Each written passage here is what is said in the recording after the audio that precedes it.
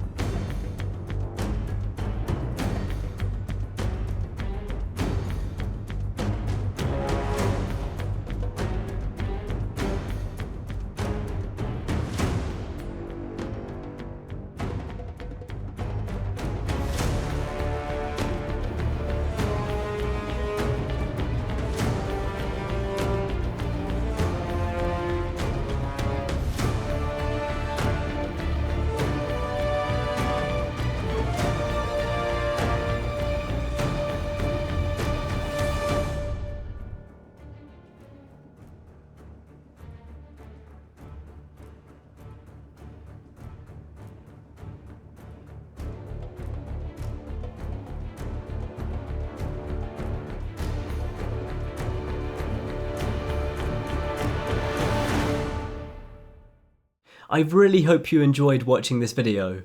Venom was so fun to draw. Be sure to let me know what you think of this in the comments below, and also let me know if you have any suggestions for future videos.